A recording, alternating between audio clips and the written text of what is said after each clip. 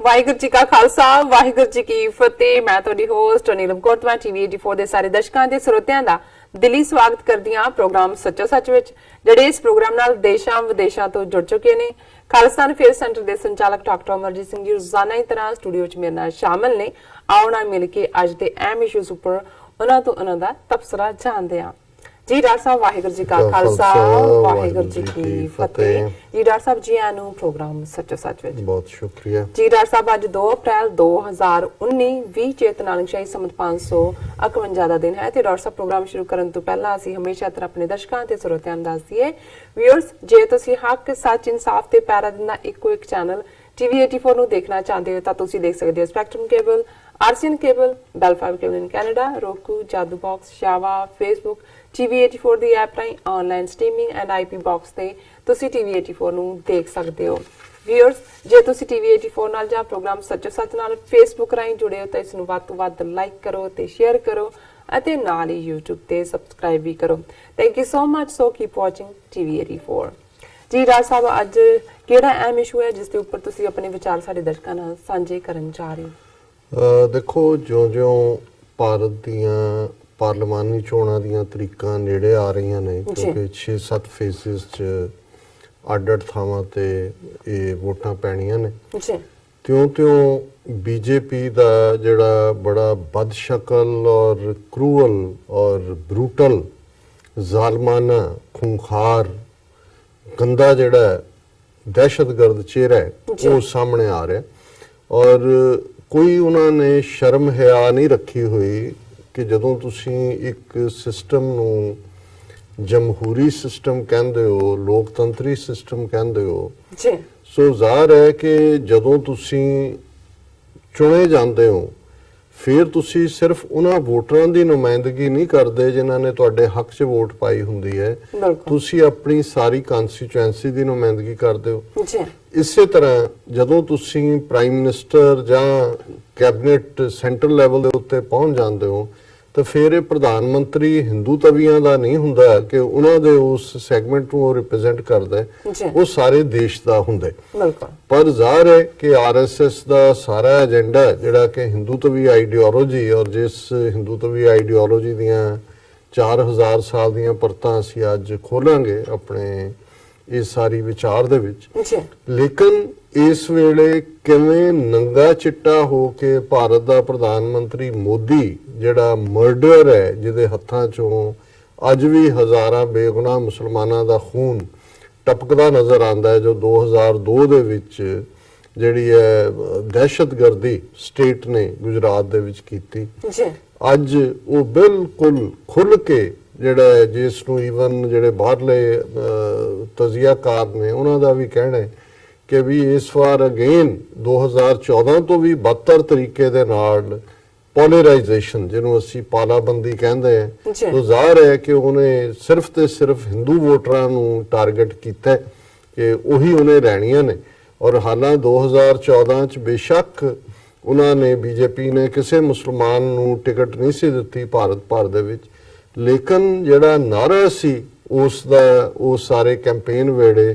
ਉਹ ਸਭ ਕਾ ਸਾਥ ਸਭ ਕਾ ਵਿਕਾਸ ਸੀ। ਸੋ ਜ਼ਾਹਰ ਹੈ ਕਿ ਘੱਟੋ ਘੱਟ ਡਿਵੈਲਪਮੈਂਟ ਦੇ ਨਾਂ ਥੱਲੇ ਜਾਂ ਵਿਕਾਸ ਦੇ ਨਾਂ ਥੱਲੇ ਇੱਕ ਸਮੋਕ ਸਕਰੀਨ, ਇੱਕ ਧੂਆਂ ਜ਼ਰੂਰ ਫੈਲਾਇਆ ਹੋਇਆ ਸੀ। ਧੂਏ ਦੇ ਮਗਰ ਕੀ ਹੈ ਉਹ ਨਜ਼ਰ ਆਉਂਦਾ ਸੀ ਵੀ ਕੀ ਹੈ, ਲੇਕਿਨ ਫਿਰ ਵੀ ਇੱਕ ਜਿਹੜਾ ਕੈਂਪੇਨ ਸੀ ਉਹਦੇ ਵਿੱਚ ਡਿਵੈਲਪਮੈਂਟ ਦਾ ਏਜੰਡਾ ਸੀ। ਔਰ ਇਸ 5 ਸਾਲ ਦੀ ਜਿਹੜੀ ਮੋਦੀ ਦੀ ਕਾਰਗੁਜ਼ਾਰੀ ਹੈ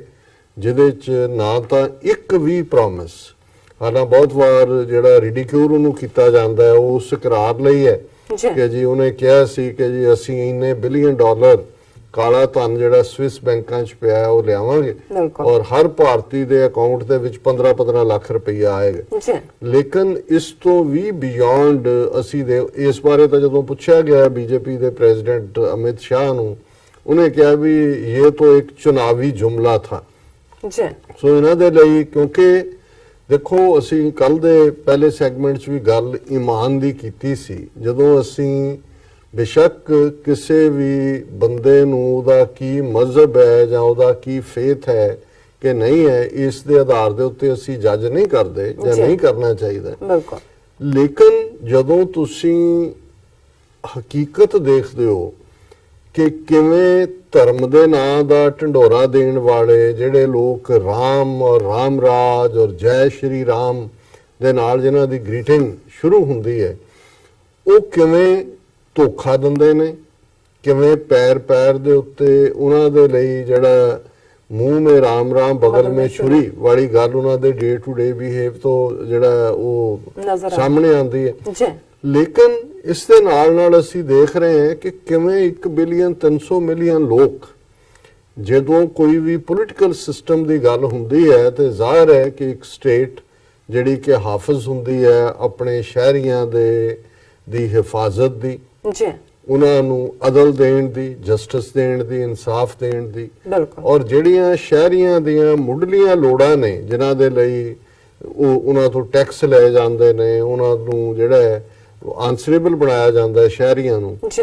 ਉਹ ਉਹਨਾਂ ਦੀਆਂ ਲੋੜਾਂ ਉਸ ਮਨੀ ਨੂੰ ਠੀਕ ਇਸਤੇਮਾਲ ਕਰਕੇ ਲੋਕਾਂ ਦੀਆਂ ਜ਼ਰੂਰਤਾਂ ਪੂਰਾ ਕਰਨ ਦੇ ਲਈ। ਲੇਕਿਨ ਅਸੀਂ ਦੇਖਦੇ ਹਾਂ ਕਿ ਵੀ ਇਸ 5 ਸਾਲ ਦੇ ਪੀਰੀਅਡ 'ਚ ਵਿਕਾਸ ਦਾ ਕੀ ਹੋਣਾ ਸੀ, ਜਿਹੜੀ ਉਹਨਾਂ ਦੀ ਈਵਨ ਹੁਣੇ ਸਾਹਮਣੇ ਆ ਰਿਹਾ ਕਿ ਜਿਹੜਾ ਇਹ ਡਾਟਾ ਆਪਣੇ ਵਿਕਾਸ ਦੇ ਨਾਂ ਥੱਲੇ ਕਿ ਜੀ ਉਹਨਾਂ ਦੀ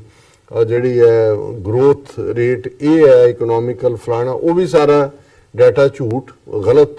ਔਰ ਕਿਵੇਂ ਸਾਰੀਆਂ ਇੰਸਟੀਟਿਊਸ਼ਨਸ ਡਿਸਟਰੋਏ ਕੀਤੀਆਂ ਇਸ 5 ਸਾਲ ਦੇ ਪੀਰੀਅਡ 'ਚ। ਸੁਪਰੀਮ ਕੋਰਟ ਦੇ ਵਿੱਚ ਕਿਸ ਹੱਦ ਤੱਕ ਜਾ ਕੇ ਜਿਹੜਾ ਇਸ ਤੋਂ ਪਹਿਲਾਂ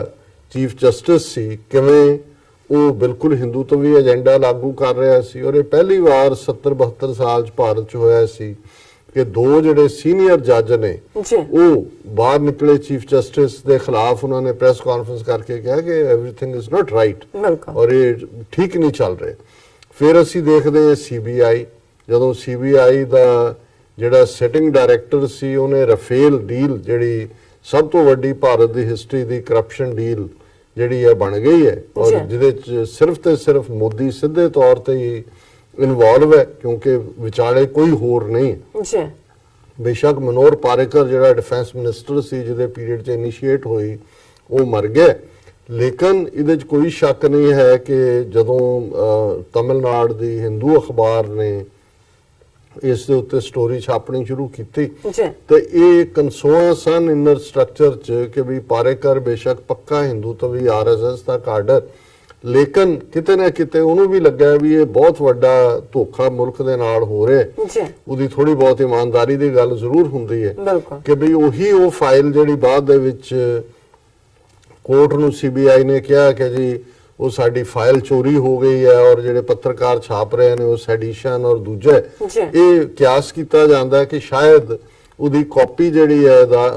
ਹਿੰਦੂ ਤੱਕ ਉੱਥੋਂ ਪਹੁੰਚੀ। ਪਰ ਇੱਕ ਵੱਖਰੀ ਕਹਾਣੀ ਹੈ ਕਿ ਕਿਵੇਂ ਸੀਬੀਆਈ ਦਾ ਟਾਪ ਜਿਹੜਾ ਹੈਡ ਸੀ ਡਾਇਰੈਕਟਰ, ਉਹਨੇ ਜਦੋਂ ਥੋੜੀ ਜਿਹੀ ਦਿਲਚਸਪੀ ਦਿਖਾਈ ਤਾਂ ਕਿਵੇਂ ਨੰਬਰ 2 ਬੰਦਾ ਜਿਹੜਾ ਗੁਜਰਾਤ ਤੋਂ ਮੋਦੀ ਦੇ ਨਾਲ ਆਇਆ ਔਰ ਉਹ ਮੋਦੀ ਅਮਿਤ ਸ਼ਾਹ ਦੇ ਉਸ ਕਰਪਟ ਕਾਟਰੀ ਦਾ ਹਿੱਸਾ ਸੀ, ਉਹਨੂੰ ਬਣਾ ਕੇ ਉਹਨੂੰ ਛੁੱਟੀ ਤੇ ਭੇਜ ਦਿੱਤਾ। ਸੁਪਰੀਮ ਕੋਰਟ 'ਚ ਕਿਵੇਂ ਸੀਬੀਆਈ ਦਾ ਆਪਸ ਦੇ ਵਿੱਚ ਡਰਾਮਾ ਹੋਇਆ। ਫਿਰ ਅਸੀਂ ਦੇਖਦੇ ਹਾਂ ਕਿ ਜਿਹੜਾ ਇਹਨਾਂ ਦਾ ਅਕਾਊਂਟੇਬਿਲਿਟੀ ਬਿਊਰੋ ਹੈ, ਕੈਗ ਜਿਹਨੂੰ ਕਹਿੰਦੇ ਨੇ, ਉਹਦੀਆਂ ਰਿਪੋਰਟਾਂ ਨੂੰ ਕਿਵੇਂ ਜਿਹੜਾ ਉਹ ਕੀਤਾ ਗਿਆ, ਗੜਬੜ ਉਹਦੇ ਨਾਲ ਕੀਤੀ ਗਈ। ਔਰ ਕੁੱਲ ਮਿਲਾ ਕੇ ਪਾਰਲੀਮੈਂਟ ਦੇ ਵਿੱਚ ਕੀ ਸਾਰਾ ਇਸ ਪੀਰੀਅਡ ਦੇ ਵਿੱਚ ਰਿਹਾ, ਕਿਵੇਂ ਧੱਕੇਸ਼ਾਹੀ ਦੇ ਨਾਲ ਜਿਹੜਾ ਜ਼ਾਇਆ ਵੀ ਹਾਊਸ ਦਾ ਵਕਤ ਕੀਤਾ ਗਿਆ, ਔਰ ਬਾਕੀ ਸਾਰੇ ਮਾਮਲਿਆਂ ਦੇ ਵਿੱਚ ਵੀ, ਕਿਉਂਕਿ ਅਸੀਂ ਅਕਸਰ ਗੱਲ ਕਰਦੇ ਰਹੇ ਕਿ ਵੀ ਕੀ ਇਹਨਾਂ ਦੀਆਂ ਫੇਲਿਅਰਸ ਨੇ, ਲੇਕਿਨ ਇੱਕ ਗੱਲ ਜਿਹੜੀ ਉਹਨਾਂ ਨੇ ਦੇਖੀ ਕਿ ਵੀ 5 ਸਾਲ ਦੀ ਇਹ ਜਿਹੜੀ ਕਾਰਗੁਜ਼ਾਰੀ ਹੈ, ਨਾ ਵਿਕਾਸ ਹੈ ਨਾ ਜਸਟਿਸ ਹੈ, ਮਾਈਨੋਰਿਟੀਜ਼ ਨਾਲ ਕੀ ਹੋਇਆ, ਬਿਲਕੁਲ ਮੁਸਲਮਾਨ, ਈਸਾਈ, ਸਿੱਖ, ਦਲਿਤ, ਉਹਨਾਂ ਦੇ ਖਿਲਾਫ ਕਿੰਨੀਆਂ ਵਾਇਲੈਂਸ ਦੀਆਂ ਘਟਨਾਵਾਂ ਹੋਈਆਂ, ਔਰ ਕਿਵੇਂ ਬਿਲਕੁਲ ਨਿੱਧਰੇ ਹੋ ਕੇ ਇੰਡੀਅਨ ਸਟੇਟ ਨੇ ਇੱਕ ਹਿੰਦੂ ਸਟੇਟ ਵਾਂਗ ਬਿਹੇਵ ਕੀਤਾ। ਔਰ ਹੁਣ ਇਹਨਾਂ ਚੋਣਾਂ ਦੇ ਵਿੱਚ ਜਦੋਂ ਕਿ ਇਹਨਾਂ ਨੇ ਫੇਸ ਕਰਨਾ ਲੋਕਾਂ ਨੂੰ, ਜ਼ਾਹਰ ਹੈ ਇਹਨਾਂ ਦੀਆਂ ਏਜੰਸੀਆਂ ਪਹਿਲਾਂ ਆਪਣਾ ਸਰਵੇ ਕਰਵਾਉਂਦੀਆਂ ਨੇ, ਇੰਟੈਲੀਜੈਂਸ ਏਜੰਸੀਆਂ, ਫਿਰ ਬੀਜੇਪੀ ਤਾਂ ਪਹਿਲੇ ਦਿਨ ਤੋਂ ਹੀ, ਕਿਉਂਕਿ ਪੈਸੇ ਦੀ ਇਹਨਾਂ ਨੂੰ ਕੋਈ ਕਮੀ ਨਹੀਂ ਹੈ, ਸਾਰੇ ਜਿੰਨੇ ਅੰਬਾਨੀ, ਅਡਾਨੀ, ਜੇਠ ਮਲਾਨੀ ਔਰ ਮਨਸੁਖਾਨੀ ਜਿੰਨੇ ਸਾਰੇ ਨੇ ਉਹਨਾਂ ਦਾ ਖੁੱਲਾ ਪੈਸਾ, ਔਰ ਉਹੀ ਪੈਸਾ ਲੈ ਕੇ ਫਿਰ ਕਿਵੇਂ ਕੋਈ ਨੀਰਵ ਮੋਦੀ ਦੌੜਿਆ, ਕੋਈ ਲਲਿਤ ਮੋਦੀ ਨੂੰ ਦੌੜਾਇਆ ਕਿੰਨੇ ਹਜ਼ਾਰ ਕਰੋੜ, ਕੋਈ ਮਲਾਇਆ ਦੌੜਾਇਆ, ਹੁਣ ਡਰਾਮੇਬਾਜ਼ੀ ਹੈ ਜੀ, ਫੜ ਲਿਆ ਵਾਪਸ ਆ ਗਿਆ, ਆ ਜਾਏਗਾ, ਅਦਾਲਤ ਚ ਜ਼ਮਾਨਤ ਹੋ ਗਈ, ਨਹੀਂ ਹੋਈ। ਸੋ ਇਹ 12th ਆਵਰ ਤੇ ਲੋਕਾਂ ਨੂੰ ਦੱਸਣ ਦੇ ਲਈ ਕਿ ਜੀ ਨਹੀਂ ਇਹਦੇ ਵਿੱਚ ਸਾਡੀ ਕੋਈ ਇਨਵੋਲਵਮੈਂਟ ਨਹੀਂ ਸੀ, ਇਹ ਤਾਂ ਦੇਖੋ ਅਸੀਂ ਤਾਂ ਉੱਥੇ ਵੀ ਕੇਸ ਪਰਸਿਊ ਕਰ ਰਹੇ। ਬਿਲਕੁਲ। ਸੋ ਖਜ਼ਾਨਾ ਸ਼ਰੇਆਮ ਖੁੱਲੇਆਮ ਲੁਟਵਾਇਆ, ਔਰ ਉਹ ਸਾਰੀ ਗੁਜਰਾਤ ਦੇ ਯੂਪੀ ਦੇ ਇੱਕ ਪੋਲੀਟੀਸ਼ੀਅਨ ਨੇ ਕਿਹਾ ਕਿ ਵੀ ਇਹ ਗੁਜਰਾਤੀ ਗੁੰਡਾਗਰਦੀ ਹੈ ਇਹਨਾਂ ਬਾਣੀਆਂ ਦੀ ਜਿਹੜੇ ਕਿ ਦੇਸ਼ ਨੂੰ ਲੁੱਟ ਕੇ ਖਾ ਰਹੇ ਨੇ, ਔਰ ਬਾਅਦ ਦੇ ਵਿੱਚ ਉਹਦੀ ਸਾਰੀ ਸਟੇਟਮੈਂਟ ਹੀ ਗਾਇਬ ਕਰ ਦਿੱਤੀ। ਸੋ ਇਹ ਗੱਲ ਹੌਲੀ ਹੌਲੀ ਬਿਲਕੁਲ ਲੋਕਾਂ ਦੇ ਸਾਹਮਣੇ ਵੀ ਫਿਰ ਉਹ ਨੋਟਬੰਦੀ ਦੇ ਨਾਂ ਥੱਲੇ ਕਿਵੇਂ ਆਪਣੇ ਜਿਹੜੇ ਲੋਕਾਂ ਦੀ ਮਨੀ ਹੈ ਉਹਨੂੰ ਪਹਿਲਾਂ ਲੈ ਕੇ ਜ਼ਮੀਨਾਂ ਜ਼ਮੂਨਾਂ ਲੈ ਲਈਆਂ, ਔਰ ਕਿਵੇਂ ਆਮ ਐਵਰੇਜ ਬੰਦਾ ਉਹਨੇ ਸਫਰ ਕੀਤਾ ਜੀ। ਕਿਸਾਨਾਂ ਦਾ ਕੀ ਹਾਲ ਹੋਇਆ, ਜਿਹੜਾ ਇਹਨਾਂ ਦਾ ਪੋਲ ਪ੍ਰੋਮਿਸ ਸੀ ਕਿ ਜੀ ਅਸੀਂ ਜਿੰਨੀ ਇੱਕ ਕਿਸਾਨ ਦੀ ਲਾਗਤ ਹੈ ਫਸਲ ਪੈਦਾ ਕਰਨ 'ਚ ਉਸ ਤੋਂ ਦੁੱਗਣਾ ਜਿਹੜਾ ਪ੍ਰੋਫਿਟ ਦੇਵਾਂਗੇ। ਔਰ ਜ਼ਾਹਰ ਹੈ ਇਸ ਬਾਰੇ ਇੱਕ ਜਿਹੜਾ ਕਮਿਸ਼ਨ ਸਵਾਮੀਨਾਥਨ ਕਮਿਸ਼ਨ ਬਣਿਆ ਸੀ ਜਿਨ੍ਹਾਂ ਦੀ ਇਹ ਰਿਕਮੈਂਡੇਸ਼ਨ ਉਹਨਾਂ ਨੇ ਕਿਹਾ ਜੀ ਅਸੀਂ ਉਸ ਰਿਪੋਰਟ ਨੂੰ ਇੰਪਲੀਮੈਂਟ ਕਰਾਂਗੇ। ਸੋ ਕੋਈ ਵੀ ਇੱਕ ਵੀ ਔਰ ਬੇਰੁਜ਼ਗਾਰੀ ਕਿ ਜੀ ਅਸੀਂ ਇੰਨੇ ਰੁਜ਼ਗਾਰ ਔਰ ਸੋ ਇਹ ਸਾਰੇ ਫਰੰਟਸ ਦੇ ਉੱਤੇ total failure. Foreign policy Nepal China ਦੇ ਟਾਰਗੇਟ ਚਲਾ ਗਿਆ, ਓਵਰਆਲ ਕੁੱਲ ਮਿਲਾ ਕੇ ਨਾ ਕੋਈ ਯੂਐਨ ਸਿਕਿਉਰਿਟੀ ਕਾਉਂਸਲ 'ਚ ਮੂੰਹ ਮੱਥਾ ਬਣਿਆ, ਨਾ ਅਮਰੀਕਾ ਦੇ ਨਾਲ ਜਿਨ੍ਹਾਂ ਦੇ ਨਾਲ ਯਾਰੀ ਪਾਈ ਉਹਨਾਂ ਨੇ ਕਿਵੇਂ ਅਫਗਾਨਿਸਤਾਨ ਦਾ ਮੁੱਦਾ ਹੋਏ, ਦੂਸਰਾ ਹੋਏ ਪਾਕਿਸਤਾਨ ਨੂੰ ਕਾਰਨਰ ਕਰਨ ਲਈ ਜਿਹੜੀ ਇੰਟਰਨੈਸ਼ਨਲ ਡਿਪਲੋਮੇਸੀ ਇਹ ਕਰ ਰਹੇ ਸੀ ਅਗਰੈਸਿਵ, ਉਹ ਮੁੱਦੇ ਮੂੰਹ ਡਿੱਗੀ। ਔਰ ਇਹਦੇ ਨਾਲ ਜਿਹੜਾ ਫਿਰ ਇਹਨਾਂ ਨੇ ਪੁਲਵਾਮਾ ਦੀ ਆੜ ਦੇ ਵਿੱਚ ਜਿਹੜਾ ਉਹ ਆਪਣਾ ਦਿਖਾਣਾ ਚਾਹਿਆ ਬਰਾਵਾਡੋ, ਉਹ ਵੀ ਜਿਹੜੀ ਹੈ ਉਹਨਾਂ ਦੇ ਜਿਹੜਾ ਉਹਨਾਂ ਦੇ ਸਿਰ ਦੇ ਉੱਤੇ ਹੀ ਆ ਕੇ ਡਿੱਗੀ ਗੱਲ। ਸੋ ਕੁੱਲ ਮਿਲਾ ਕੇ ਇਸ ਸਾਰੀ ਫੇਲਿਅਰ ਤੋਂ ਬਾਅਦ ਮੈਂ ਸਮਝਦਾ ਵੀ ਇਹਨਾਂ ਦੇ ਆਕਾ ਜਿਹੜੇ ਨਾਗਪੁਰ 'ਚ ਬੈਠੇ ਨੀਤੀਆਂ ਬਣਾਉਂਦੇ ਨੇ ਉਹਨਾਂ ਨੇ ਕਨਕਲੂਡ ਕੀਤਾ ਕਿ ਵੀ ਜੋ ਹੁੰਦਾ ਦੇਖਿਆ ਜਾਏਗਾ। ਵਾਪਸ ਖੁੱਲ੍ਹੇਆਮ ਜਿਵੇਂ ਐਲਕੇ ਅਡਵਾਨੀ ਨੇ ਰਥ ਯਾਤਰਾ ਦੇ ਨਾਂ ਥੱਲੇ ਬਿਲਕੁਲ ਇੱਕ ਸਿਰੇ ਤੋਂ ਦੂਸਰੇ ਤੱਕ ਫਿਰਕੂ ਨਫ਼ਰਤ ਫੈਲਾਈ ਸੀ, ਹਿੰਦੂਤਵਾਦ ਇੱਕ ਦਹਿਸ਼ਤਗਰਦੀ ਦਾ ਜਿਹੜੀ ਹੈ ਉਹ ਨੰਗੇ ਧੜ ਉਹਨਾਂ ਨੇ ਪ੍ਰਚਾਰ ਕੀਤਾ ਸੀ। ਅੱਜ ਜਿਹੜਾ ਕਨਸਟੀਟਿਊਸ਼ਨਲੀ ਇਲੈਕਟਿਡ ਪ੍ਰਾਈਮ ਮਿਨਿਸਟਰ ਹੈ ਜਿਹੜਾ ਸਾਰੇ ਮੁਲਕ ਨੂੰ ਬਿਲੋਂਗ ਕਰਦਾ ਹੈ, ਜਿਹੜਾ ਆਨਸਰੇਬਲ ਹੈ ਟੂ ਦਾ ਕਨਸਟੀਟਿਊਸ਼ਨ, ਉਹ ਖੁੱਲ੍ਹੇਆਮ ਜਿਹੜਾ ਹੈ ਉਹ ਹਿੰਦੂਤਵਾਦ ਦੇ ਏਜੰਡੇ ਨੂੰ, ਮੁਸਲਮਾਨਾਂ ਦੇ ਖਿਲਾਫ ਨਫ਼ਰਤ, ਪਾਕਿਸਤਾਨ ਦੇ ਲਈ ਕਿਸ ਕਿਸਮ ਦਾ, ਔਰ ਉਸ ਦੇ ਵਿੱਚ ਜਿਹੜੇ ਵਿਰੋਧੀ ਧਿਰ ਦੇ ਨੇਤਾ ਨੇ ਉਹ ਭਾਵੇਂ ਕਾਂਗਰਸ ਹੋਏ ਜਾਂ ਜਿਹੜੀ ਇਹਨਾਂ ਦੀ ਨੈਸ਼ਨਲਿਸਟ ਕਾਂਗਰਸ ਹੈ, ਸ਼ਰਦ ਪਵਾਰ ਨਹੀਂ ਦੂਸਰਾ ਇੱਕ ਹੋਰ ਜਿਹੜੇ ਨੇ ਮਹਾਰਾਸ਼ਟਰੀਅਨ, ਮੈਨੂੰ ਉਹਨਾਂ ਦਾ ਨਾਂ ਨਹੀਂ ਆ ਰਿਹਾ ਹੁਣ, ਉਹ ਆਪ ਇਲੈਕਸ਼ਨ ਨਹੀਂ ਲੜ ਰਹੇ ਲੇਕਿਨ ਕਿਸੇ ਵੇਲੇ ਉਹ ਡਿਫੈਂਸ ਮਿਨਿਸਟਰ ਵੀ ਰਹੇ, ਉਹਨਾਂ ਨੂੰ ਹੋਏ, ਔਰ ਸੋਸ਼ਲਿਸਟ ਪਾਰਟੀ ਹੋਏ, ਬਹੁਜਨ ਸਮਾਜ ਹੋਏ, ਮਮਤਾ ਬੈਨਰਜੀ ਹੋਏ। ਜੇ ਮਮਤਾ ਬੈਨਰਜੀ ਨੇ ਕੋਈ ਵੀ ਇਸ਼ੂ ਚੁੱਕਿਆ ਤੇ ਉਹਨੂੰ ਵੀ ਇਹ ਕਹਿਣ ਦੀ ਕੋਸ਼ਿਸ਼ ਕੀਤੀ ਵੀ ਇਹ ਤਾਂ ਮੁਸਲਮਾਨਾਂ ਨੂੰ ਪਲੀਜ਼ ਕਰ ਰਹੀ ਹੈ। ਔਰ ਇਸੇ ਤਰ੍ਹਾਂ ਹੀ ਜਿਹੜਾ ਕਾਂਗਰਸ ਦੇ ਤਾਂ ਰਾਹੁਲ ਗਾਂਧੀ ਦੇ, ਔਰ ਜੇ ਤੁਸੀਂ ਟਵਿੱਟਰ ਤੇ ਦੂਸਰੇ ਦੇਖੋ ਵੀ ਕਿਸ ਕਿਸਮ ਦਾ ਭੰਡੀ ਪ੍ਰਚਾਰ, ਔਰ ਉਹਨਾਂ ਦੇ ਜਿਹੜਾ ਸਾਰਾ ਬੀਜੇਪੀ ਦਾ ਟੋਲਾ ਬੈਠਾ ਹੋਇਆ ਹੈ, ਟਵਿੱਟਰ ਤੇ ਬੈਠੇ ਨੇ, ਫੇਸਬੁੱਕ ਤੇ ਬੈਠੇ ਨੇ, YouTube ਤੇ ਬੈਠੇ ਨੇ, ਕਿਵੇਂ ਗਲਤ ਤਸਵੀਰਾਂ ਦੇ ਕੇ ਉਹਦੇ ਥੱਲੇ ਕੈਪਸ਼ਨਸ। ਹੁਣ ਇੱਕ ਪਿਕਚਰ ਜਦੋਂ 88 ਦੇ ਵਿੱਚ ਖਾਨ ਅਬਦੁਲ ਗਫਾਰ ਖਾਨ ਜਿਹੜਾ ਫਰੰਟੀਅਰ ਦਾ ਲੀਡਰ ਸੀ, ਉਹਨੂੰ ਫਰੰਟੀਅਰ ਗਾਂਧੀ ਵੀ ਕਹਿੰਦੇ ਸੀ, ਕਾਂਗਰਸ ਨੇ ਉਹਨੂੰ ਸਿਰ ਤੇ ਚੁੱਕਿਆ ਹੋਇਆ ਸੀ, ਨਹਿਰੂ ਨਾਲ ਵੀ ਉਹਦੇ ਚੰਗੇ ਰਿਲੇਸ਼ਨ ਸੀ, ਉਹਨੂੰ ਭਾਰਤ ਰਤਨ ਦਾ ਖਿਤਾਬ ਵੀ ਦਿੱਤਾ ਹੋਇਆ ਸੀ। ਸੋ ਉਹ ਜਦੋਂ ਮਰਿਆ ਖਾਨ ਅਬਦੁਲ ਗਫਾਰ ਖਾਨ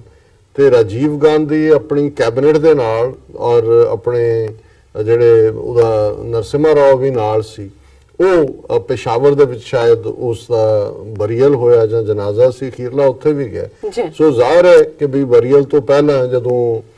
ਅਖੀਰਲੀ ਨਮਾਜ਼ ਅਦਾ ਕੀਤੀ ਜਾਂਦੀ ਹੈ, ਇੱਕ ਭੀੜ ਹੈ, ਰਾਜੀਵ ਗਾਂਧੀ ਯੰਗ ਹੈ, ਨਾਲ ਉਹਦੇ ਜਿਹੜਾ ਉਹਦੇ 2-3 ਮਿਨਿਸਟਰ ਵੀ ਨੇ, ਔਰ ਉਹ ਜਿਵੇਂ ਦੁਆ ਕਰਦੇ ਨੇ ਸਾਡੇ ਮੁਸਲਮਾਨ ਭਰਾ, ਉਹ ਵੀ ਇਸ ਤਰ੍ਹਾਂ ਸਾਰਾ ਉਹ ਬੜੀ ਸੋਗਮਈ ਭੀੜ ਹੈ, ਉਹ ਦੁਆ ਕੇ ਜਿਹੜਾ ਇਹ ਹੋ ਰਿਹਾ ਹੈ। ਉਹਨਾਂ ਨੇ ਇਹ ਕਿਹਾ ਕਿ ਜੀ ਇਹ ਮੁਸਲਮਾਨ ਸੀ ਇੰਦਰਾ ਗਾਂਧੀ ਵੀ, ਕਿਉਂਕਿ ਪਹਿਲਾਂ ਤਾਂ ਫਿਰੋਜ਼ ਗਾਂਧੀ ਜਿਹੜਾ ਪਾਰਸੀ ਸੀ ਉਹਨੂੰ ਵੀ ਮੁਸਲਮਾਨ ਬਣਾ ਦਿੱਤਾ। ਉਹਨਾਂ ਨੇ ਕਿਹਾ ਵੀ ਇਹ ਜਿਹੜਾ ਰਾਜੀਵ ਗਾਂਧੀ ਹੈ ਇਹ ਆਪਣੇ ਮਾਂ ਦੇ ਉਹਨੂੰ ਦਿਖਾ ਦਿੱਤਾ ਕਿ ਵੀ ਇਹ ਕਰਕੇ ਵੀ ਇਹ ਇਸਲਾਮੀ ਤਰੀਕੇ ਨਾਲ ਆਪਣੀ ਮਾਂ ਦੀ ਜਿਹੜੀ ਹੈ ਉਸ ਤੇ ਭਾਵੇਂ ਉਹਨੂੰ ਕ੍ਰੀਮੇਟ ਕਰ ਰਿਹਾ ਪਰ ਉਸ ਤੋਂ ਪਹਿਲਾਂ ਇਸਲਾਮਿਕ ਦੁਆ ਕਰ ਰਹੇ। ਸੋ ਇਸ ਕਿਸਮ ਦੀ ਜਿਹੜੀ ਖੁੱਲ ਕੇ ਨਫ਼ਰਤ ਮੁਸਲਮਾਨਾਂ ਦੇ ਲਈ, ਔਰ ਉਸ ਹਵਾਲੇ ਨਾਲ ਇਹਨਾਂ ਨੂੰ ਟਾਰਗੇਟ ਕੀਤਾ ਹੋਇਆ। ਪਰ ਜਿਸ ਅੰਦਾਜ਼ ਦੇ ਵਿੱਚ ਹੁਣ ਇਹ ਬਿਲਕੁਲ ਆਪਣੇ ਆਪ ਨੂੰ ਹਿੰਦੂਤਵੀ ਆਈਡੀਓਲੋਜੀ ਨੂੰ ਜਿਹੜੀ ਮਬਨੀ ਹੀ ਦਹਿਸ਼ਤਗਰਦੀ ਦੇ ਉੱਤੇ ਜੀ, ਔਰ ਇਹਦੇ ਵਿੱਚ ਕੋਈ ਸ਼ੱਕ ਨਹੀਂ ਹੈ। ਪਿਛਲੇ ਦਿਨਾਂ 'ਚ ਐਲਏ ਜਿਹੜੀ ਇਹਨਾਂ ਦੀ ਤੁਲਸੀ ਗੈਬਰਡ ਪ੍ਰੈਜ਼ੀਡੈਂਸ਼ੀਅਲ ਇਲੈਕਸ਼ਨ ਲੜ ਰਹੀ ਹੈ ਆਜ਼ਾਦ ਤੌਰ ਦੇ ਉੱਤੇ, ਔਰ ਇਹ ਗੋਰੀ ਮੂਲ ਦੀ ਆਰਐਸਐਸ ਦੀ ਭਰਤੀ ਕੀਤੀ ਹੋਈ ਹੈ ਆਪਣੇ ਯੰਗਰ ਡੇਜ਼ ਤੋਂ ਜੀ, ਔਰ ਉੱਥੇ ਜਿਹੜਾ ਆਫਿਮੀ ਗਰੁੱਪ ਹੈ ਮਾਈਨੋਰਟੀਜ਼ ਦਾ, ਜਿਹਦੇ 'ਚ ਦਲਿਤ, ਮੁਸਲਮਾਨ, ਸਿੱਖ, ਈਸਾਈ ਸ਼ਾਮਲ ਨੇ, ਉਹਨਾਂ ਨੇ ਪ੍ਰੋਟੈਸਟ ਕੀਤਾ ਐਲਏ 'ਚ ਜੀ, ਔਰ ਅੰਦਰ ਵੀ ਜਿੱਥੇ ਉਹ ਇਹਨੇ ਐਡਰੈਸ ਕਰਨਾ ਸੀ ਉੱਥੇ ਵੀ ਲੋਕ ਪਹੁੰਚ ਗਏ ਉਹਨਾਂ ਦੇ ਐਕਟਿਵਿਸਟ, ਔਰ ਉਹਨਾਂ ਨੇ ਉਹਨੂੰ ਪੁੱਛਿਆ ਕਿ ਵੀ ਤੂੰ ਦੱਸ ਵੀ ਇਹ ਜਿਹੜਾ ਤੂੰ ਕਿੰਨੇ ਆਰਐਸਐਸ ਦੀਆਂ ਗੈਦਰਿੰਗਸ ਨੂੰ ਐਡਰੈਸ ਕੀਤਾ ਹੈ, ਆਰਐਸਐਸ ਦੇ ਮੁਖੀ ਨੂੰ ਤੂੰ ਕਿੰਨੀ ਵਾਰੀ ਮਿਲੀ ਹੈ, ਜਿਹੜਾ ਉਹਨਾਂ ਦਾ ਉਹ ਮਾਧਵ ਹੈ ਹੁਣ ਬੀਜੇਪੀ ਦਾ ਸਪੋਕਸਪਰਸਨ ਵੀ ਹੈ, ਉਹਦਾ ਵੀ ਕਿੰਨਾ ਪੈਸਾ ਆਰਐਸਐਸ ਤੋਂ ਲਿਆ। ਜੀ, ਸੋ ਜ਼ਾਹਰ ਹੈ ਵੀ ਇਹ ਜਿਹੜਾ ਇੱਕ ਪਾਸੇ ਤਾਂ ਦੁਨੀਆ ਦੇ ਵਿੱਚ, ਔਰ ਉੱਥੇ ਉਹਨਾਂ ਨੇ ਕਿਹਾ ਵੀ ਇਹ ਆਰਐਸਐਸ ਦੀ ਆਈਡੀਓਲੋਜੀ ਨਾਜ਼ੀਜ਼ਮ ਔਰ ਫਾਸ਼ਿਜ਼ਮ 1920s ਦੇ ਵਿੱਚ ਨਾਜ਼ੀਆਂ ਦੀ ਨੀਤੀ ਔਰ ਮੁਸੋਲਿਨੀ ਜਿਹੜਾ ਕਿ ਇਟਲੀ ਦਾ ਫਾਸ਼ਿਸਟ ਸੀ, ਇਹਦੇ ਚੋਂ ਹੀ ਆਰਐਸਐਸ ਦਾ ਜਨਮ ਹੋਇਆ। ਹੁਣ ਇੱਕ ਪਾਸੇ ਜਿਹੜਾ ਹਿੰਦੂ ਟੈਰਰ ਹੈ, ਜੀ, ਹੁਣ ਇਹ ਗੱਲ ਇੱਕ ਫੈਕਟ ਹੈ ਕਿ 72 ਸਾਲ ਦੇ ਈਵਨ ਆਜ਼ਾਦ ਭਾਰਤ ਦੇ ਇਤਿਹਾਸ ਦੇ ਵਿੱਚ 3 ਵਾਰ ਆਰਐਸਐਸ ਦੇ ਉੱਤੇ ਉਹਦੀਆਂ ਦਹਿਸ਼ਤਗਰਦੀ ਕਾਰਵਾਈਆਂ ਕਰਕੇ ਜਿਹੜਾ ਉਹ ਸਰਕਾਰ ਨੇ ਬੈਨ ਲਾਇਆ। ਸਭ ਤੋਂ ਵੱਡੀ ਦਹਿਸ਼ਤਗਰਦੀ ਦੀ ਘਟਨਾ 47 ਤੋਂ ਬਾਅਦ ਜਿਹਨੂੰ ਇਹਨਾਂ ਨੇ ਬਾਪੂ ਬਣਾਇਆ, father of the nation Gandhi, ਜੀ, ਉਹਦਾ ਮਰਡਰ ਨਥੂਰਾਮ ਗੋਡਸੇ ਨੇ, ਜਿਹੜਾ ਕਿ ਸਾਵਰਕਰ ਦੇ ਔਰ ਇਹ ਸਾਰਾ ਆਰਐਸਐਸ ਕਾਡਰ ਉਹਦਾ ਭਰਾ ਨਾਲ ਨਥੂਰਾਮ ਗੋਡਸੇ ਦਾ। ਸੋ ਪਹਿਲਾ act of terrorism, Hindu terrorism 47 ਤੋਂ ਬਾਅਦ, ਕਿਉਂਕਿ ਮੈਂ ਅਦਰਵਾਈਜ਼ ਅਸੀਂ ਕਿਸੇ ਮਜ਼ਹਬ ਦੇ ਖਿਲਾਫ ਨਹੀਂ ਹਾਂ ਜਿਵੇਂ ਮੈਂ ਸ਼ੁਰੂ ਚ ਕਿਹਾ, ਪਰ ਕਿਉਂਕਿ ਇਹ ਤਾਂ ਇਸਤੇਮਾਲ ਕਰਦੇ ਨੇ ਹਿੰਦੂ ਟੈਰਰਿਜ਼ਮ, ਇਸੇ ਤੋਂ ਹੀ ਹਿੰਦੂਤਵਾਦੀ ਆਈਡੀਓਲੋਜੀ ਆਈ ਹੈ। ਔਰ ਇਹਨਾਂ ਦੇ ਲਈ ਗਾਂਧੀ ਨੂੰ ਮਾਰਨਾ ਇਸ ਲਈ ਜ਼ਰੂਰੀ ਸੀ ਕਿਉਂਕਿ ਇਹਨਾਂ ਦੇ ਜਿਹੜਾ ਹਿੰਦੂ ਨੇਸ਼ਨ ਦਾ ਕਨਸੈਪਟ ਸੀ ਉਹਦੇ ਚੋਂ ਕਹਿੰਦੇ ਸੀ ਵੀ ਰੁਕਾਵਟ ਹੈ। ਸੋ ਗਾਂਧੀ ਦਾ ਮਰਡਰ ਪਹਿਲਾ ਇਸ ਲੈਵਲ ਦਾ। ਫਿਰ ਅਸੀਂ ਦੇਖਦੇ ਹਾਂ ਦੂਸਰੀ ਵਾਰ ਐਮਰਜੈਂਸੀ ਦੇ ਦੌਰਾਨ ਵੀ ਜਿਹੜੀਆਂ ਨੇ ਦਹਿਸ਼ਤਗਰਦੀ ਦੀਆਂ ਘਟਨਾਵਾਂ ਹੋਣ ਲੱਗੀਆਂ, ਚੁੱਕ ਕੇ ਅੰਦਰ ਦਿੱਤੇ। ਵੱਖਰੀ ਗੱਲ ਹੈ ਕਿ ਵੀ ਕਿਵੇਂ ਮਾਫੀ ਮੰਗ ਕੇ ਬਾਹਰ ਆਏ, ਪਰ ਐਮਰਜੈਂਸੀ ਦੇ ਵੇਲੇ ਵੀ ਆਰਐਸਐਸ ਦੇ ਉੱਤੇ ਪਾਬੰਦੀ ਲੱਗੀ। ਫਿਰ ਜਿਵੇਂ 500 ਸਾਲ ਪੁਰਾਣਾ ਇਤਿਹਾਸਕ ਜਿਹੜਾ ਸਟਰਕਚਰ ਬਾਬਰੀ ਮਸਜਿਦ ਦਾ, ਇਸ ਨੂੰ ਜਿਵੇਂ ਹਿੰਦੂਤਵੀ ਭੀੜਾਂ ਨੇ ਢਾਇਆ ਔਰ ਰਥ ਯਾਤਰਾ ਅਡਵਾਨੀ, ਉਸ ਤੋਂ ਇੱਕਦਮ ਬਾਅਦ ਆਰਐਸਐਸ ਦੇ ਉੱਤੇ ਪਾਬੰਦੀ ਲੱਗੀ। ਸੋ 3 ਵਾਰ ਜਿਹਦੇ ਉੱਤੇ ਉਹਨਾਂ ਦੇ ਆਪਣੇ ਮੁਲਕ ਦੇ ਵਿੱਚ ਦਹਿਸ਼ਤਗਰਦੀ ਦੇ ਲਈ ਪਾਬੰਦੀ ਲੱਗੀ ਹੋਏ। ਸਭ ਤੋਂ ਵੱਡਾ ਦਹਿਸ਼ਤਗਰਦ ਮੋਦੀ, ਜਿਹਦੇ ਹੱਥਾਂ ਤੇ ਹਜ਼ਾਰਾਂ ਬੇਗੁਨਾਹ ਮੁਸਲਮਾਨਾਂ ਦਾ ਖੂਨ ਹੋਏ। ਔਰ ਜੇ ਇਹਨਾਂ ਦੇ ਅਸੀਂ ਵਾਕਿਆਤ ਗਿਣਾਣੇ ਚਾਹੀਏ ਕਿ ਕਿਸ ਹੱਦ ਤੱਕ ਜਾ ਕੇ ਉਹ ਤਾਂ ਹਿੰਮਤ ਕਾਰ ਕਰੇ, ਇਹਨਾਂ ਦੀਆਂ ਏਜੰਸੀਆਂ ਨੇ ਹੀ ਮਾਰ ਦਿੱਤਾ, ਤੇ ਫਿਰ ਇਹ ਸਾਹਮਣੇ ਆਇਆ ਕਿ ਉਹ ਮਾਲੇਗਾਉਂ ਮਸਜਿਦ ਧਮਾਕਾ ਹੋਏ ਜਿਹਦੇ ਚ ਕਈ ਦਰਜਨ ਮੁਸਲਮਾਨ ਮਾਰੇ ਗਏ ਔਰ ਦਰਜਨਾਂ ਜ਼ਖਮੀ ਹੋਏ। 3-4 ਬੰਬ ਇੱਕੋ ਵੇਲੇ ਮਸਜਿਦ ਚ ਵੀ ਜਿੱਥੇ ਇਕੱਠੇ ਸੀ, ਜਨਾਜ਼ੇ ਦੇ ਵੇਲੇ ਵੀ। ਫਿਰ ਅਸੀਂ ਦੇਖਦੇ ਹਾਂ ਅਜਮੇਰ ਸ਼ਰੀਫ ਹੋਏ, ਹੈਦਰਾਬਾਦ ਜਿਹੜੀ ਹੈ ਮੈਕਾ ਮਸਜਿਦ ਹੋਏ, ਔਰ ਸਮਝੌਤਾ ਐਕਸਪ੍ਰੈਸ ਜਿਹਦੇ ਚ 60 ਤੋਂ ਜ਼ਿਆਦਾ ਪਾਕਿਸਤਾਨੀ ਮਾਰੇ ਗਏ। ਔਰ ਇਹਦੇ ਚ ਸਾਰੇ ਹੀ ਕਰਨਲ ਪ੍ਰੋਤ, ਸਾਧਵੀ ਪ੍ਰਗਿਆ, ਸਵਾਮੀ ਅਸੀਮਾਨੰਦ ਔਰ ਇਹ ਸਾਰੇ ਇਨਵੋਲਵ ਨੇ। ਸੋ ਜ਼ਾਹਰ ਹੈ ਕਿ ਜਦੋਂ ਪਹਿਲੀ ਵਾਰ ਇਹਨਾਂ ਦੀ ਜਿਹੜੀ ਐਂਟੀ ਟੈਰਰਿਜ਼ਮ ਸਕੁਆਡ ਸੀ ਹਿੰਮਤ ਕਾਰਕਰੇ ਦਾ ਮਹਾਰਾਸ਼ਟਰ 'ਚ, ਉਹਨੇ ਪਰਤਾਂ ਜਦੋਂ ਫਰੋਲੀਆਂ ਇਮਾਨਦਾਰ ਪਹੁੰਚ ਦੇ ਨਾਲ, ਤੇ ਸਾਹਮਣੇ ਆ ਗਿਆ ਕਿ ਵੀ ਕਿੰਨਾ ਵੱਡਾ ਇਹਨਾਂ ਦਾ ਸਾਰਾ ਨੈਟਵਰਕ ਹੈ। ਔਰ ਇਹ ਤਾਂ ਆਰਮੀ ਇੰਟੈਲੀਜੈਂਸ ਵੀ ਇਨਵੋਲਵ ਹੈ, ਇੰਟੈਲੀਜੈਂਸ ਬਿਊਰੋ ਵੀ ਇਨਵੋਲਵ ਹੈ। ਔਰ ਇਹ ਸਾਰੇ ਨੂੰ ਮਿਸਟਰ ਮੁਸ਼ਰਫ ਜਿਹੜੇ ਇੰਸਪੈਕਟਰ ਜਨਰਲ ਪੁਲਿਸ ਰਹੇ ਨੇ ਮਹਾਰਾਸ਼ਟਰ ਦੇ, ਉਹਨਾਂ ਨੇ ਕਿਤਾਬ ਵੀ ਲਿਖੀ ਹੈ ਹੂ ਕਿਲਡ ਕਾਰਕਰੇ, ਔਰ ਉਹਦੇ ਚ ਉਹਨਾਂ ਨੇ ਦਿੱਤਾ ਹੈ ਕਿ ਵੀ ਕਿਵੇਂ ਨੋਟ ਕਿ ਵੀ ਇਹ ਹੁਣ ਇਹ ਕਿੰਨੇ ਲੰਬੇ ਸਮੇਂ ਤੋਂ ਭਾਰਤ ਦੀਆਂ ਇੰਟੈਲੀਜੈਂਸ ਏਜੰਸੀਆਂ ਖੁਦ ਹਿੰਦੂਤਵੀ ਟੈਰਰ ਨੂੰ ਜਿਹੜੀਆਂ ਨੇ ਪ੍ਰਮੋਟ ਕਰ ਰਹੀਆਂ ਨੇ। ਔਰ ਇਹਨਾਂ ਦੇ ਕਈ ਸਰਵਿੰਗ ਆਫਿਸਰ, ਐਵੇਂ ਨਹੀਂ ਅੱਜ ਜਦੋਂ ਇਹਨਾਂ ਦੀਆਂ ਟੀਵੀ ਡਿਸਕਸ਼ਨਸ ਹੁੰਦੀਆਂ ਕੋਈ ਰਿਟਾਇਰਡ ਕਰਨਲ ਆ ਕੇ ਬੈਠਾ ਹੁੰਦਾ, ਕੋਈ ਮੇਜਰ, ਇਹ ਸਾਰੇ ਇਹਨਾਂ ਦਾ ਇੱਕ ਪੂਰਾ ਆਰਮੀ ਦੇ ਵਿੱਚ ਇੱਕ ਵਿੰਗ ਕ੍ਰੀਏਟ ਕੀਤਾ ਹੋਇਆ ਸੀ ਔਰ ਅੱਜ ਵੀ ਹੈ। ਰਿਟਾਇਰ ਹੋਣ ਤੋਂ ਬਾਅਦ ਉਹ ਹੋਰ ਵੀ ਵੋਕਲ ਹੋ ਜਾਂਦੇ ਨੇ। ਹੁਣ ਇਸ ਸਾਰੇ ਕੰਸਰਨ ਦੇ ਵਿੱਚ ਹੀ ਸੀ ਜਦੋਂ ਪਾਰਲੀਮੈਂਟ ਦੇ ਵਿੱਚ ਪੀਸੀ ਚਿਦੰਬਰਮ ਜਿਹੜਾ ਕਿ ਹੋਮ ਮਿਨਿਸਟਰ ਸੀ ਸ਼ਾਇਦ ਉਸ ਪੀਰੀਅਡ, ਉਹਨੇ ਇਹ ਟਰਮ ਕਹੀ ਸੀ, ਉਹਨੇ ਕਿਹਾ ਕਿ ਵੀ ਇਹ ਜਿਹੜੀ ਹੈ ਸੈਫਰਨ ਟੈਰਰ, ਉਹਨੇ ਇਵਨ ਹਿੰਦੂ ਟੈਰਰ ਵੀ ਵਰਡ ਨਹੀਂ ਸੀ ਯੂਜ਼ ਕੀਤਾ, ਭਗਵਾਂ ਟੈਰਰ, ਕਿਉਂਕਿ ਇਹਨਾਂ ਦਾ ਭਗਵਾਂ, ਔਰ ਜਦੋਂ ਇਹਨਾਂ ਦਾ ਆਪਣਾ ਨਾਰਾ ਵੀ ਸੀ, ਔਰ ਜਿਨ੍ਹਾਂ ਨੇ ਬਹੁਤਾ ਇਹਨਾਂ ਨੂੰ ਜਦੋਂ ਐਨਾਲਾਈਜ਼ ਵੀ ਕੀਤਾ, ਉਹਨਾਂ ਨੇ ਕਿਹਾ ਕਿ ਮੰਡਲ ਸੇ ਕਰਮੰਡਲ ਤੱਕ, ਕਿਉਂਕਿ ਕਰਮੰਡਲ ਇਹਨਾਂ ਦੇ ਭਗਵੇ ਸਾਧੂਆਂ ਨੇ ਚੁੱਕੇ ਹੁੰਦੇ ਨੇ। ਮੰਡਲ ਕਮਿਸ਼ਨ ਰਿਪੋਰਟ ਜਿਹੜੀ ਕਿ ਅਦਰ ਬੈਕਵਰਡ ਕਲਾਸਿਸ ਨੂੰ ਰਿਜ਼ਰਵੇਸ਼ਨ ਦਿੰਦੀ ਸੀ, ਉਹਦੇ ਖਿਲਾਫ ਇਹਨਾਂ ਨੇ ਵੀਪੀ ਸਿੰਘ ਦੀ ਸਰਕਾਰ ਤੋੜ ਦਿੱਤੀ ਸੀ। ਔਰ ਭਾਰਤ ਭਰ ਦੇ ਵਿੱਚ ਜਿੰਨੀ ਵਾਇਲੈਂਸ ਇਹਨਾਂ ਨੇ ਕੀਤੀ, ਕਿਉਂਕਿ ਜਦੋਂ ਅਸੀਂ ਇਹ ਦੇਖਦੇ ਹਾਂ ਕਿ ਵੀ ਕਿਸ ਹੱਦ ਤੱਕ ਜਾ ਕੇ ਇਹ ਹਿੰਦੂਤਵੀ ਟੈਰਰ ਇਨਹੈਰੈਂਟ ਹੈ ਇਹਨਾਂ ਦੀ ਫਿਲਾਸਫੀ ਦੇ ਵਿੱਚ। ਔਰ ਮੈਂ ਪਹਿਲਾਂ ਕੁਇਕਲੀ ਗੱਲ ਕਰਾਂ ਕਿ ਹੁਣ ਕਿਉਂਕਿ ਰਾਹੁਲ ਗਾਂਧੀ ਨੇ ਜਿੱਥੇ ਉਹ ਅਮੇਠੀ ਤੋਂ ਇਲੈਕਸ਼ਨ ਲੜ ਰਿਹਾ ਹੈ, ਕੇਰਲਾ ਦੀ ਇੱਕ ਕਨਸਟੀਚੁਐਂਸੀ ਹੈ ਵੇਨਦ, ਉੱਥੋਂ ਵੀ ਉਹਨੇ ਪੇਪਰ ਫਾਈਲ ਕੀਤੇ ਨੇ, ਜਿੱਥੇ ਜ਼ਾਹਰ ਹੈ ਕਿ ਈਸਾਈ ਔਰ ਮੁਸਲਮਾਨ ਮੈਜੋਰਿਟੀ 'ਚ ਨੇ। ਹੁਣ ਇਹਨੇ ਮੋਦੀ ਨੇ ਆਪਣਾ ਕੈਂਪੇਨ, ਜਿੱਥੇ ਕਿ ਪਹਿਲੇ ਫੇਜ਼ ਦੀਆਂ ਵੋਟਾਂ ਪੈਣੀਆਂ ਨੇ, ਮਹਾਰਾਸ਼ਟਰ ਦਾ ਵਿਦਰਭਾ ਰੀਜਨ, ਜਿੱਥੇ ਕਿ ਸ਼ਾਇਦ ਇਹਨਾਂ 5 ਸਾਲ 'ਚ ਜ਼ਿਆਦਾ ਨਹੀਂ ਤੇ 50,000 ਕਿਸਾਨਾਂ ਨੇ ਆਤਮਘਾਤ ਕੀਤਾ ਹੋਵੇਗਾ। ਮੈਕਸਿਮਮ ਖੁਦਕੁਸ਼ੀਆਂ ਜਿਹੜੀਆਂ ਭਾਰਤ ਦੇ ਵਿੱਚ ਕਿਸਾਨਾਂ ਦੀਆਂ ਨੇ, ਉਹ ਵਿਦਰਭਾ ਉਹਨੂੰ ਕਹਿੰਦੇ ਨੇ, ਮਹਾਰਾਸ਼ਟਰ ਦਾ ਹਿੱਸਾ ਹੈ। ਔਰ ਉਹਦੇ ਵੀ ਜ਼ਿਲ੍ਹੇ ਜਿਹਨੂੰ ਵਾਰਧਾ ਜ਼ਿਲ੍ਹਾ ਕਹਿੰਦੇ ਨੇ, ਕਿਉਂਕਿ ਪਹਿਲਾਂ ਮਹਾਰਾਸ਼ਟਰ ਗੁਜਰਾਤ ਇੱਕੋ ਹੀ ਸੀ। ਵਾਰਧਾ 'ਚ ਗਾਂਧੀ ਦਾ ਜਾਂ ਵਰਧਾ ਗਾਂਧੀ ਦਾ ਆਸ਼ਰਮ ਵੀ ਹੈ, ਇਹਨੂੰ ਗਾਂਧੀਜ਼ ਡਿਸਟ੍ਰਿਕਟ ਹੀ ਕਹਿੰਦੇ ਨੇ। ਹੁਣ ਉੱਥੋਂ ਇਹਨੇ ਆਪਣਾ ਕੈਂਪੇਨ ਸ਼ੁਰੂ ਕੀਤਾ ਮੋਦੀ ਨੇ, ਔਰ ਉਹਦੇ 'ਚ ਉਹਨਾਂ ਨੇ ਜਿਹੜਾ ਆਪਣੀ ਸਪੀਚ ਮੋਦੀ ਨੇ ਜੋ ਕਿਹਾ, ਉਹਦੀ ਟਾਈਟਲ ਹੀ ਜਿਹੜੀ ਹੈ ਪੀਟੀਆਈ ਨਿਊਜ਼ ਦੀ ਇਹ ਹੈ, Modi urges voters to punish Congress for Hindu terror slur. ਉਹਨੇ ਕਿਹਾ ਜੀ ਇਹ ਕਾਂਗਰਸ ਨੇ ਹਿੰਦੂ ਟੈਰਰ ਕਿਹਾ ਸੀ, ਹਿੰਦੂ ਦਹਿਸ਼ਤਗਰਦੀ ਕਿਹਾ ਸੀ, ਇਸ ਲਈ ਕਾਂਗਰਸ ਨੂੰ ਪਨਿਸ਼ ਕਰੋ। ਫਿਰ ਉਹਨੇ ਕਿਹਾ ਕਿ ਵੀ addressing a rally at Gandhi district Wardha, Modi accused the Congress of defaming the majority Hindu community by coining the term Hindu terror। ਉਹਨੇ ਕਿਹਾ ਜੀ ਇਹਨਾਂ ਨੇ ਹਿੰਦੂ ਦਹਿਸ਼ਤਗਰਦ ਲਫ਼ਜ਼ ਜਿਹੜਾ ਹੈ ਉਹ ਘੜਿਆ, ਇਸ ਲਈ ਇਹਨਾਂ ਨੂੰ ਪਨਿਸ਼ ਕੀਤਾ ਜਾਏ। Is there one instance of Hindus committing an act of terror in thousands of years?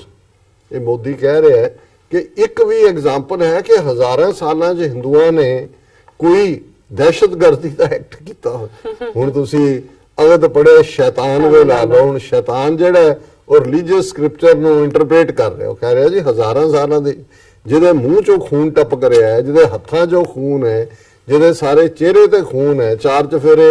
ਉਹੀ ਜਿਹੜੇ ਕਾਤਲਾਂ ਦੀ ਭੀੜ ਹੈ, ਉਹਨਾਂ 'ਚ ਖਲੋ ਕੇ ਕਹਿ ਰਿਹਾ ਜੀ ਹਜ਼ਾਰਾਂ ਸਾਲਾਂ ਦੀ ਹਿੰਦੂਆਂ ਦੀ ਹਿਸਟਰੀ 'ਚ ਦੱਸੋ ਕਦੇ ਕੋਈ ਅਸੀਂ ਟੈਰਰ ਕੀਤੇ।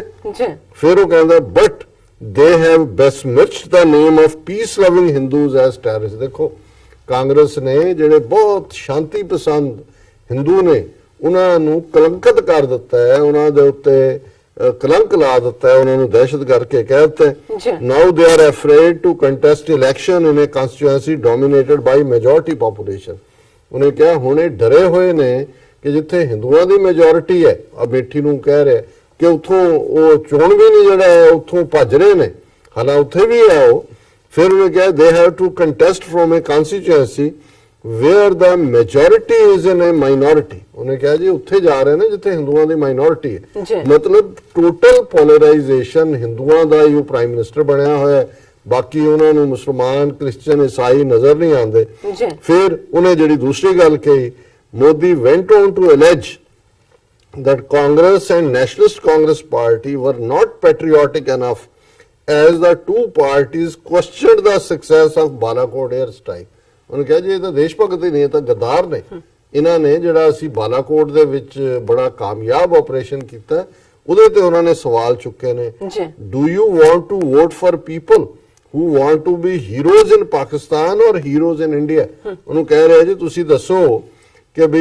ਇਹ ਤੁਸੀਂ ਉਹਨਾਂ ਨੂੰ ਵੋਟ ਕਰੋਗੇ ਜਿਹੜੇ ਪਾਕਿਸਤਾਨ ਦੇ ਹੀਰੋ ਨੇ ਜਾਂ ਜਿਹੜੇ ਇੰਡੀਆ ਦੇ ਹੀਰੋ ਨੇ। ਹੁਣ ਜ਼ਾਹਰ ਹੈ ਕਿ ਇਹ ਇਸ ਹੱਦ ਤੱਕ ਜਿਹੜੀ ਬੇਸ਼ਰਮੀ ਔਰ ਟੋਟਲ ਕਨਸਟੀਟਿਊਸ਼ਨਲ ਜਿਹੜੀਆਂ ਆਬਲੀਗੇਸ਼ਨਸ ਨੇ ਪ੍ਰਾਈਮ ਮਿਨਿਸਟਰ ਦੀਆਂ, ਉਹਨਾਂ ਦੀਆਂ ਤਾਂ ਧੱਜੀਆਂ ਉਡਾਈਆਂ ਹੀ ਨੇ। ਪਰ ਹੁਣ ਜੇ ਤੁਸੀਂ 4000 ਸਾਲ ਦੀ ਜੇ ਹਿੰਦੂਤਵਾ ਜਿਹਨੂੰ ਅੱਜ ਇਹ ਕਹਿੰਦੇ ਨੇ, ਇਹਦਾ ਓਰੀਜਨਲ ਨਾਂ ਜ਼ਾਹਰ ਹੈ ਬ੍ਰਾਹਮਣਵਾਦ ਹੈ, ਬ੍ਰਾਹਮਣਿਜ਼ਮ ਹੈ। ਔਰ ਰਿਗਵੇਦ ਜਿਹੜੇ 4 ਵੇਦ ਨੇ ਹਿੰਦੂਆਂ ਦੇ, ਰਿਗਵੇਦ, ਸ਼ਾਮ ਵੇਦ, ਯਜੁਰਵੇਦ, ਅਥਰਵਵੇਦ, ਉਹਨਾਂ 'ਚ ਸਭ ਤੋਂ ਪੁਰਾਣਾ ਰਿਗਵੇਦ ਹੈ। ਜੀ ਉਹਨੂੰ 3500 ਸਾਲ ਪੁਰਾਣਾ ਮੰਨਿਆ ਜਾਂਦਾ ਹੈ। ਕੁਛ ਨੂੰ 4 ਨਾਲ ਵੀ ਤੁਸੀਂ ਲਿਬਰਲੀ ਮੰਨ ਸਕਦੇ ਹੋ। ਹੁਣ ਜਿਹੜਾ ਕਾਸਟ ਸਿਸਟਮ ਹੈ, ਜਿਹਦੇ 'ਚ ਇਨਸਾਨ ਨੂੰ ਇਨਸਾਨ ਤੋਂ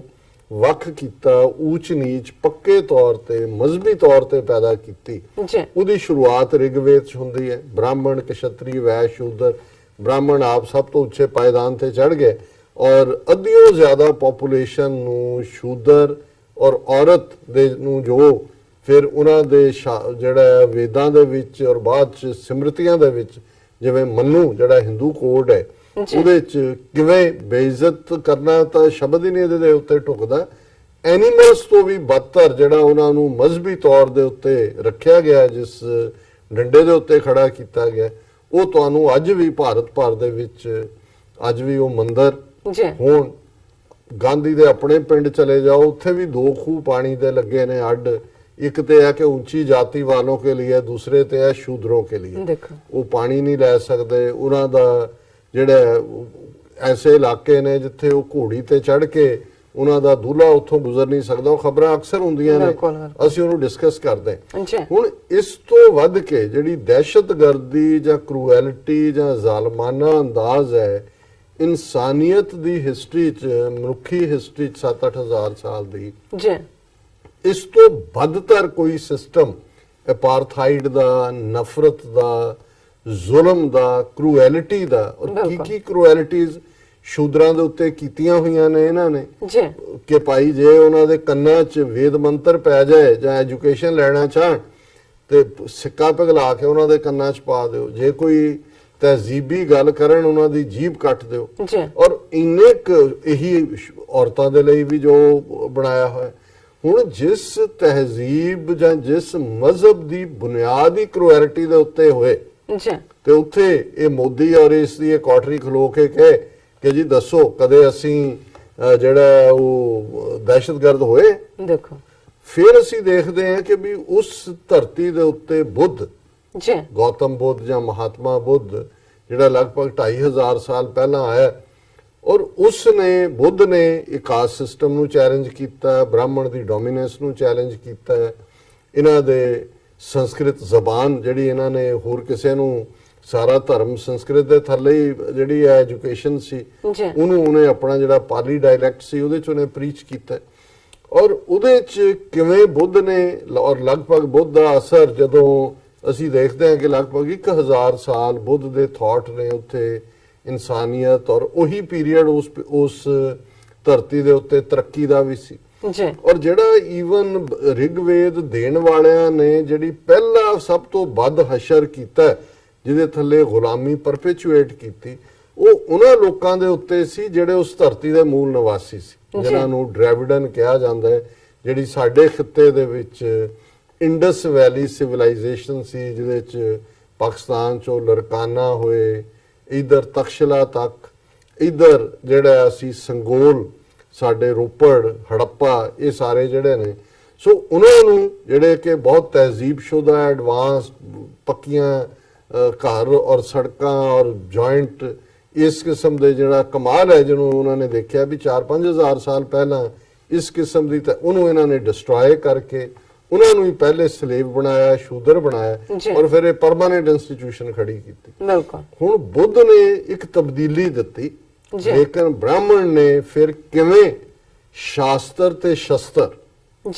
ਦੋਨਾਂ ਦਾ ਇਸਤੇਮਾਲ ਕਰਕੇ ਜਿਹੜਾ ਬੁੱਧ ਧਰਮ ਦਾ ਖਾਤਮਾ ਕੀਤਾ, ਕਿਵੇਂ ਉਹਨਾਂ ਦੇ ਮੋਨੈਸਟਰੀਜ਼, ਮੱਠ ਔਰ ਜਿਹੜੇ ਸਤੂਪੇ ਸੀ ਉਹ ਡਿਸਟਰੋਏ ਕਰਕੇ ਉੱਥੇ ਸ਼ਿਵਲਿੰਗ ਰੱਖ ਕੇ ਔਰ ਲੱਖਾਂ ਬੌਧੀਆਂ ਦਾ ਮਰਡਰ ਕੀਤਾ ਉਸ ਖਿੱਤੇ 'ਚ, ਜਿਹਨੂੰ ਅਲਾਮਾ ਇਕਬਾਲ ਨੇ ਕਿਹਾ ਕਿ ਬ੍ਰਾਹਮਣ ਸਰਸ਼ਾਰ ਹੈ ਅਬ ਤੱਕ, ਮੈਂ ਪਿਦਾਰ में ਸ਼ਮਾਏ ਗੌਤਮ ਜਲ ਰਹੀ ਹੈ ਮਹਿਫਲ ਅਗਿਆਰ में, ਕਿ ਬ੍ਰਾਹਮਣ ਅੱਜ ਵੀ ਉਸ ਖਿੱਤੇ ਦੇ ਵਿੱਚ ਉਸ ਹੰਕਾਰ ਦੀ ਸ਼ਰਾਬ ਪੀ ਕੇ ਮਦਮਸਤ ਹੈ। ਔਰ ਬੁੱਧ ਦੀ ਗੱਲ ਜਿਹੜੀ ਹੈ ਮਹਿਫਲ ਅਗਿਆਰ ਬਾਹਰਲੀ ਥਾਵਾਂ ਦੇ ਉੱਤੇ ਹੈ, ਉੱਥੋਂ ਉਸ ਨੇ ਉਹਨਾਂ ਦਾ ਖਾਤਮਾ ਕੀਤਾ। ਔਰ ਉਹੀ ਸ਼ਾਸਤਰ ਤੇ ਸ਼ਸਤਰ ਜੋ ਨਵੰਬਰ 84 ਚ ਸਿੱਖਾਂ ਨਾਲ ਹੋਇਆ, ਇਹੀ ਬੌਧੀਆਂ ਦੇ ਨਾਲ ਭਾਰਤ ਭਰ ਦੇ ਵਿੱਚ ਜਿਹੜਾ ਇਹਨਾਂ ਨੇ ਕਰਕੇ ਔਰ ਬੁੱਧ ਧਰਮ ਦਾ ਜਿਹੜਾ ਉੱਥੋਂ ਸਫਾਇਆ ਕੀਤਾ। ਫਿਰ ਅਸੀਂ ਸ਼ੰਕਰਾ ਦੇ ਪੀਰੀਅਡ ਤੋਂ ਬਾਅਦ ਜੇ ਮੁਹੰਮਦ ਬਿਨ ਕਾਸਿਮ ਸਿੰਧ ਦੇ ਵਿੱਚ ਆਇਆ, ਜੀ ਐਵੇਂ ਨਹੀਂ ਸੀ ਆਇਆ। ਉੱਥੋਂ ਦੇ ਬ੍ਰਾਹਮਣਾਂ ਨੇ ਬੌਧੀਆਂ ਦੇ ਉੱਤੇ ਕੀ ਜ਼ੁਲਮ ਨਹੀਂ ਕੀਤੇ, ਉਹਨਾਂ ਨੇ ਹੀ ਸੱਦੇ ਸੀ ਫਿਰ ਕਿ ਭਾਈ ਆ ਤੁਸੀਂ ਸਾਡੇ ਆਓ। ਔਰ ਇਹ ਜਿਹੜੀ ਗੱਲ ਹੈ, ਬਹੁਤ ਵਾਰ ਜਦੋਂ ਬੁੱਤੋ ਸ਼ਕਨ ਹੋਣ ਦੀ ਗੱਲ ਇਸ ਜਿਹੜਾ ਉਹਨਾਂ ਦੇ ਖਾਤੇ 'ਚ ਪਾਈ ਜਾਂਦੀ ਹੈ, ਪਰ ਸਭ ਤੋਂ ਪਹਿਲਾਂ ਬੋਧੀਆਂ ਦੇ ਬੁੱਤਾਂ ਨੂੰ ਤੋੜਨਾ, ਉਹਨਾਂ ਦੇ ਮੰਦਰਾਂ ਤੇ ਹਮਲਾ, ਉਹਨਾਂ ਦੇ ਮਰਡਰ, ਜਿਉਂਦੇ ਉਹਨਾਂ ਨੂੰ ਸਾੜਨਾ, ਇਹ ਬ੍ਰਾਹਮਣਾਂ ਨੇ ਕੀਤਾ। ਔਰ ਸਭ ਤੋਂ ਪਹਿਲੇ, ਔਰ ਇਸ ਚੈਪਟਰ ਦੇ ਉੱਤੇ ਬਹੁਤ ਘੱਟ ਗੱਲ ਹੁੰਦੀ ਹੈ ਕਿ ਕਿਵੇਂ ਬੁੱਧਿਜ਼ਮ ਭਾਰਤ ਚੋਂ ਥਾਟ ਦੀ ਸੁਪੀਰੀਅਰਿਟੀ ਨਾਲ ਨਹੀਂ ਐਲੀਮੀਨੇਟ ਹੋਇਆ, ਸ਼ਸਤਰ ਦੇ ਨਾਲ, ਬਲੈਟੈਂਟ ਯੂਜ਼ ਆਫ ਪਾਵਰ ਦੇ ਨਾਲ। ਔਰ ਫਿਰ ਜੇ ਅਸੀਂ ਇਸ ਸਾਰੇ ਪੀਰੀਅਡ ਦੇ ਵਿੱਚ ਦੇਖੀਏ ਕਿ ਬ੍ਰਾਹਮਣ ਦਾ ਇਹ ਸਿਸਟਮ ਹੁਣ ਤਾਂ ਲਗਭਗ 1000 ਸਾਲ ਦੀ ਗੁਲਾਮੀ ਬਾਅਦ 47 ਜਿਨ੍ਹਾਂ ਦੇ ਕੋਲ ਪੋਲੀਟੀਕਲ ਪਾਵਰ ਆਈ, ਔਰ ਇਸ ਪੀਰੀਅਡ ਦੇ ਵਿੱਚ 72 ਸਾਲਾਂ 'ਚ ਸਿੱਖਾਂ ਦੇ ਖਿਲਾਫ ਬ੍ਰਾਹਮਣਵਾਦੀ ਰਾਜਨੀਤੀ ਨੇ ਕੀ ਕੀਤਾ। ਜੇ ਇੰਦਰਾ ਗਾਂਧੀ ਦਰਬਾਰ ਸਾਹਿਬ ਤੇ ਹਮਲਾ ਕਰਦੀ ਹੈ, ਸਾਡਾ ਸਾਰਾ ਕੁਝ ਤਬਾਹ ਹੁੰਦਾ ਹੈ, ਤੇ ਵਾਜਪਾਈ ਜਿਹੜਾ ਉਸ ਜਿਹਨੂੰ ਬੜਾ ਲਿਬਰਲ ਫੇਸ ਬੀਜੇਪੀ ਦਾ ਕਿਹਾ ਜਾਂਦਾ, ਉਹ ਕਹਿੰਦਾ ਇਹ ਤਾਂ ਦੁਰਗਾ ਮਾਤਾ ਦਾ ਅਵਤਾਰ ਹੈ। ਦੁਰਗਾ ਜਿਹੜੀ ਹੈ ਇਹਨਾਂ ਦੀ ਗੋਡੈਸ, ਜਿਸ ਦਾ ਪਾਰਟੀ ਜਿਹੜਾ ਉਹ ਰਾਖਸ਼ਾਂ ਦਾ ਖੂਨ ਪੀਣਾ। ਹੁਣ ਰਾਖਸ਼ ਕੀ ਨੇ? ਮੁਸਲਮਾਨ ਮਲੇਛ ਹੈ, ਇਸ ਲਈ ਮਲੇਛ ਵੀ ਮਾਰੇ ਜਾਣ ਦੇ ਕਾਬਲ ਹੈ। ਸਿੱਖ ਜਿਹੜਾ ਆਤੰਕਵਾਦੀ, ਅਲਗਾਵਵਾਦੀ, ਉਗਰਵਾਦੀ, ਇਹ ਸਾਰੇ ਲਫ਼ਜ਼ ਇਹਨਾਂ ਨੇ ਹੀ ਘੜੇ, ਸਿੱਖ ਵੀ ਮਾਰੇ ਜਾਣ ਦੇ ਕਾਬਲ ਨੇ। ਔਰ ਫਿਰ ਉਹ ਮਦਰ ਗੋਡੈਸ ਜਿਹੜਾ ਇੰਡੀਆ ਦਾ ਕਨਸੈਪਟ ਬਣਾ ਕੇ, ਜਿਹੜੀ ਕਿ ਆਨੰਦ ਮੱਠ ਚ ਬੰਕਮ ਚੰਦਰ ਚੈਟਰਜੀ ਨੇ ਜਿਸ ਅੰਦਾਜ਼ ਦੇ ਵਿੱਚ ਫਿਰ ਉਹ ਜਿਹੜਾ ਕਨਸੈਪਟ ਦਿੱਤਾ ਹੈ, ਗੋਡੈਸ ਦੁਰਗਾ ਨੂੰ ਭਾਰਤ ਦੀ ਜਿਓਗ੍ਰਾਫੀਕਲ ਐਂਟੀਟੀ ਦੇ ਨਾਲ ਜੋੜਿਆ, ਉਹਦੇ ਥੱਲੇ ਹਰ ਵਾਇਲੈਂਸ ਜਿਹੜੀ ਹੈ ਉਹ ਹਿੰਦੂਤਵਾ ਭਾਰਤ ਮਾਂ ਦੇ ਨਾਂ ਥੱਲੇ ਉਹ ਕਬੂਲ ਹੈ। ਸੋ ਮੈਂ ਸਮਝਦਾ ਵੀ ਜੋ ਕੁਝ ਮੋਦੀ ਔਰ ਅੱਜ ਹਿੰਦੂਤਵੀ ਜਿਸ ਨਫ਼ਰਤ ਦੇ ਨਾਲ ਇਸ ਗੱਲ ਨੂੰ ਕਰ ਰਹੇ ਨੇ, ਜਿਹੜਾ ਥੋੜਾ ਬਹੁਤ ਵੀ ਤਾਰੀਖ ਦੇ ਵਿੱਚ, ਇਤਿਹਾਸ ਦੇ ਵਿੱਚ ਦਿਲਚਸਪੀ ਰੱਖਦਾ, ਉਹ ਜੇ ਇਹਨਾਂ ਦਾ ਦੇਖ ਲਿਆ ਕਿ ਵੀ ਇਹ ਤਾਂ ਜਨਮ ਦੇਣ ਵਾਲਾ ਹੀ ਜਿਹੜਾ ਟੈਰਰਿਜ਼ਮ ਨੂੰ ਹਿੰਦੂ ਟੈਰਰ ਹੈ, ਔਰ ਜਿਹੜੇ ਖੁਦਕੁਸ਼ ਹਮਲੇ ਵੀ ਨੇ, ਜੇ ਲਿਟੇ ਜਿਨ੍ਹਾਂ ਦੇ ਮੁਖੀ ਪ੍ਰਭਾਕਰਨ ਨੂੰ ਰਾਹ ਨੇ ਤਿਆਰ ਕੀਤਾ ਜੀ, ਔਰ ਪਹਿਲੇ ਪੋਲੀਟੀਕਲ ਅਸੈਸੀਨੇਸ਼ਨਸ ਖੁਦਕੁਸ਼ ਹਮਲਿਆਂ ਦੇ ਨਾਲ ਇਹ ਮੱਚ ਆਫਟਰ 80s ਦੇ ਵਿੱਚ ਜਾ ਕੇ ਬਾਹਰ ਦੂਸਰਿਆਂ ਦੇ ਨਾਲ ਜੁੜਿਆ, ਉਹ ਲਿਟੇ ਦੇ ਤਾਮਿਲ ਹਿੰਦੂਆਂ ਨੇ ਕੀਤਾ। ਹੁਣ ਉਹਨਾਂ ਦੀ ਇਨਸਪੀਰੇਸ਼ਨ ਕੀ ਹੈ, ਇਹ ਕਿਹੜੇ ਮੂੰਹ ਨਾਲ ਇਹ ਕਹਿ ਸਕਦਾ, ਔਰ ਕਿਵੇਂ ਇਸ ਹਿੰਦੂ ਟੈਰਰ ਨੇ ਕਿਸ ਕਿਸਮ ਦਾ ਜਿਹੜਾ ਰਾਹ ਦੇ ਥੱਲੇ ਔਰ ਇੰਟੈਲੀਜੈਂਸ ਬਿਊਰੋ ਦੇ ਆਪਰੇਸ਼ਨ ਜਿਹੜੇ ਨੇ ਉਹ ਕਿਸ ਹੱਦ ਤੱਕ ਜਾ ਕੇ ਦਹਿਸ਼ਤਗਰਦੀ ਫੈਲਾਉਣ ਵਾਲੇ ਨੇ। ਹੁਣ ਇਸ ਦੇ ਉੱਤੇ ਤਾਂ ਇਹੀ ਕਹਿ ਸਕਦੇ ਹਾਂ ਕਿ ਭਾਈ ਕਾਜ਼ੀਆਂ ਬਾਹਮਣਾ ਕੀ ਗੱਲ ਥੱਕੀ, ਅਗਦ ਪੜੇ ਸ਼ੈਤਾਨ ਵੇ ਲਾ ਲੋ, ਕਿ ਅੱਜ ਸ਼ੈਤਾਨ ਜਿਹੜਾ ਹੈ ਉਹਦੇ ਹੱਥ 'ਚ ਪਾਵਰ ਆਈ ਹੋਈ ਹੈ, ਔਰ ਸ਼ੈਤਾਨ ਈਵਨ ਰਿਲੀਜੀਅਸ ਸਕ੍ਰਿਪਚਰ ਨੂੰ, ਮਜ਼ਹਬੀ ਗ੍ਰੰਥਾਂ ਨੂੰ ਜਿਹੜਾ ਹੈ ਉਹ ਇੰਟਰਪ੍ਰੀਟ ਕਰਦਾ। ਜੀ ਡਾਕਟਰ ਸਾਹਿਬ, ਤੁਹਾਡਾ ਬਹੁਤ ਬਹੁਤ ਸ਼ੁਕਰੀਆ। ਤੁਸੀਂ ਪਹਿਲਾ ਇਸ਼ੂ ਸਾਡੇ ਦਰਸ਼ਕਾਂ ਨਾਲ ਸਾਂਝਾ ਕੀਤਾ। ਰਹਿੰਦੇ ਇਸ਼ੂ ਆਪਾਂ ਬ੍ਰੇਕ ਤੋਂ ਬਾਅਦ ਡਿਸਕਸ ਕਰਦੇ ਹਾਂ। ਇੱਥੇ ਲੈਂਦੇ ਹਾਂ ਬ੍ਰੇਕ ਤੋਂ ਪਹਿਲਾਂ ਅਸੀਂ ਆਪਣੇ ਦਰਸ਼ਕਾਂ ਤੇ ਸਰੋਤਿਆਂ ਨੂੰ ਅਪੀਲ ਤੇ ਬੇਨਤੀ ਕਰਦੇ ਹਾਂ, ਵਿਊਅਰਸ, ਜਿਸ ਤਰ੍ਹਾਂ ਕਿ ਤੁਸੀਂ ਜਾਣਦੇ ਹੋ ਕਿ TV 84 ਇੱਕ ਪੰਥਕ ਚੈਨਲ ਹੈ। TV 84 ਸਿੱਖਾਂ, ਕਸ਼ਮੀਰੀਆਂ ਤੇ ਭਾਰਤੀਆਂ ਨਾਰਥ ਈਸਟ ਸਟੇਟਾਂ ਦੇ ਲੋਕਾਂ ਦੇ ਸਵੈਰਨੇਨੇ ਦੇ ਹੱਕਾਂ ਦਾ ਹਾਮੀ ਹੈ। ਅਸੀਂ ਚਾਹਾਂਗੇ ਕਿ ਤੁਸੀਂ TV 84 ਦੀ ਵੱਧ ਤੋਂ ਵੱਧ ਮਾਈਕ ਸਹਾਇਤਾ ਕਰੋ। ਤੁਸੀਂ ਆਪਣੀ ਮਾਈਕ ਸਹਾਇਤਾ ਸਾਡੀ ਵੈਬਸਾਈਟ tv84.tv ਤੇ ਜਾ ਕੇ PayPal ਦੀ ਵਰਤੋਂ ਕਰਕੇ ਵਨ ਟਾਈਮ ਡੋਨੇਟ ਕਰ ਸਕਦੇ ਹੋ, ਮੰਥਲੀ ਡੋਨੇਟ ਵੀ ਕਰ ਸਕਦੇ ਹੋ। ਤੁਸੀਂ TV 84 ਦੇ ਨਾਮ ਤੇ ਚੈੱਕ ਬਣਾ ਕੇ ਸਾਨੂੰ ਮੇਲ ਵੀ ਕਰ ਸਕਦੇ ਹੋ ਸਾਡੇ ਇਸ ਪਤੇ ਤੇ 36-01 37th Avenue, Long Island City, New York 11101 USA, ਜਾਂ ਫਿਰ ਤੁਸੀਂ ਸਾਨੂੰ ਫੋਨ ਰਾਹੀਂ ਵੀ ਸੰਪਰਕ ਕਰ ਸਕਦੇ ਹੋ ਸਾਡੇ ਫੋਨ ਨੰਬਰ ਤੇ 5164060694। Thank you so much viewers. ਵਿਚਾਰਾਂ ਦਾ ਸਿਲਸਿਲਾ ਇਸ ਤਰ੍ਹਾਂ ਚੱਲਦਾ ਰਹੇਗਾ। ਮਿਲਦੇ ਹਾਂ ਆਫਟਰ ਦਿਸ ਸ਼ਾਰਟ ਬ੍ਰੇਕ।